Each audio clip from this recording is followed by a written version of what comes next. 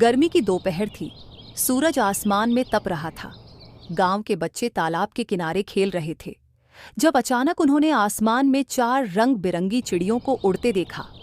ये चिड़ियां आम चिड़ियों जैसी नहीं थीं।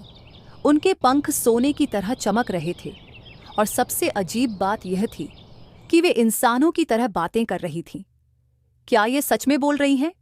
एक बच्चा घबराकर बोला। उनमें से एक चिड़िया रूपा नीचे आई और बोली, डरो मत, हम बहुत दूर पहाड़ों से आई हैं। बस 3 दिन तुम्हारे गांव में ठहरेंगी और फिर उड़ जाएंगी। गांव वालों को पहले तो यकीन नहीं हुआ, लेकिन जब चिड़ियों ने उनसे दोस्ताना बातें की तो पूरा गांव उत्साहित हो गया। बच्चे उनके इर्द गिर्द घूमने लगे, बूढ़े उनके पास बैठकर कहानियां सुनाने लगे और औरतें उन्हें मीठा अनाज खिलाने लगीं। चारों चिड़ियाओं बहुत समझदार और दिलचस्प थीं। चंपा मीठे गीत गाती, मीना मज़ेदार चुटकुले सुनाती, बुलबुल पुराने समय की बातें बताती और रूपा सबको ज्ञान की बातें सिखाती।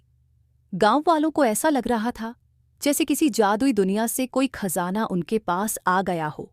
गांव के बच्चे चिड़ियों के साथ खेलने लगे। वे उन्हें कहानियां सुनाने को कहते और बदले में चिड़ियाओं भी अपनी दुनिया की बातें साझा करतीं। मीना ने बच्चों को एक मज़ेदार कहानी सुनाई। हम पहाड़ों में रहते हैं जहां सुबह सूरज की किरणें बर्फीले पर्वतों को सुनहरा बना देती हैं। वहां नदी इतनी साफ होती है कि उसमें चांद भी चमकता है। लेकिन सबसे मज़ेदार बात यह है कि वहां हमारे जैसे और भी कई पक्षी रहते हैं जो अलग अलग भाषाओं में बोल सकते हैं। बच्चों को यह सुनकर बड़ा आश्चर्य हुआ। उन्होंने चिड़ियों से तरह तरह के सवाल पूछे। क्या तुम्हें उड़ते हुए डर नहीं लगता? क्या बादल के ऊपर भी कोई दुनिया होती है? चंपा हंसकर बोली, नहीं, बादल के ऊपर सिर्फ नीला आसमान और सूरज होता है, लेकिन वहां से दुनिया बहुत सुंदर दिखती है। तुम सब भी अगर पक्षियों की तरह खुलकर सपने देखोगे तो एक दिन अपनी ऊंचाई को छू पाओगे। गांव के लोग भी इन चिड़ियों की बुद्धिमत्ता से प्रभावित हुए। बूढ़े बुजुर्गों ने कहा, ऐसी चिड़ियां हमने पहले कभी नहीं देखी। ये जरूर कोई दैवीय मेहमान है। दूसरे दिन गांव वालों ने इन चिड़ियों के लिए बड़े आदर के साथ भोजन का इंतजाम किया। गांव की चौपाल पर सभी इकट्ठा हुए। चिड़ियों के लिए दाना, ताजे फल और मीठी चीजें रखी गईं। गांव के लोग ढोलक और मंजीरे लेकर बैठ गए और संगीत शुरू हुआ। चंपा ने खुशी से गाना गाया, चहकते पंछी, महकते फूल, गांव की गलियां सबसे अनमोल। गांव के बच्चे तालियां बजाने लगे और बूढ़े बुजुर्ग भी मुस्कुराए बिना नहीं रह सके। चिड़ियाओं बहुत आनंद ले रही थीं। मीना ने अपने मज़ेदार चुटकुलों से सबको हंसा हंसाकर लोटपोट कर दिया। रूपा ने गांव वालों को सिखाया कि कैसे वे अपने खेतों को बिना जहरीले रसायनों के भी उपजाऊ बना सकते हैं। चिड़ियों ने गांव वालों को यह भी समझाया कि अगर वे अधिक पेड़ लगाएंगे तो उनके गांव में हमेशा हरियाली बनी रहेगी और पक्षियों का बसेरा भी बना रहेगा। लेकिन इस जादुई माहौल को किसी की नजर लग गई। गांव में एक लालची व्यापारी आया था, जिसने जब इन चमत्कारी चिड़ियों को देखा तो उसके मन में लालच जाग उठा। उसने सोचा, अगर मैं इन चिड़ियों को पकड़कर शहर में बेच दूं तो राजा भी इन्हें खरीदने के लिए लाखों देने को तैयार होगा। रात के अंधेरे में जब पूरा गांव गहरी नींद में था, व्यापारी धीरे धीरे पीपल के पेड़ की ओर बढ़ा। उसके हाथ में एक बड़ा सा जाल था।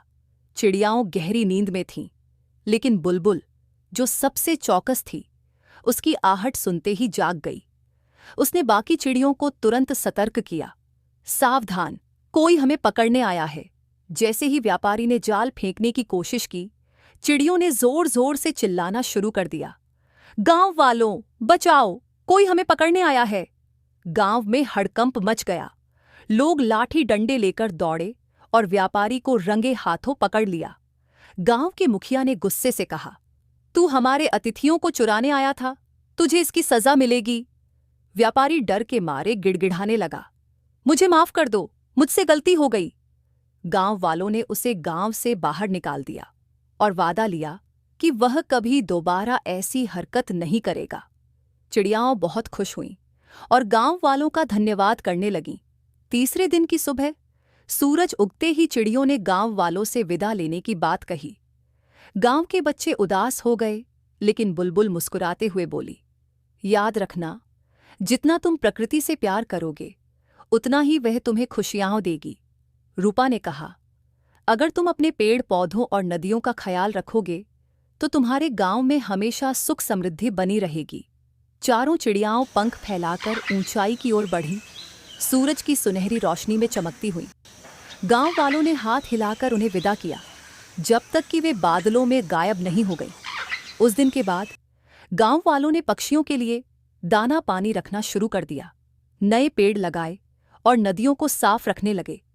अब वे समझ चुके थे कि हर परिंदा, हर पेड़ और हर नदी की अपनी कहानी होती है, बस हमें उसे सुनने और समझने की जरूरत है।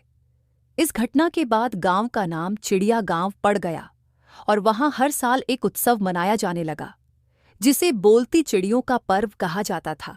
गांव वालों को विश्वास था कि एक दिन फिर वे चिड़ियाओं लौटेंगी, अपनी मीठी कहानियों और ज्ञान के साथ। तो यहाँ पर खत्म होती है आज की कहानी। उम्मीद है आपको पसंद आई होगी।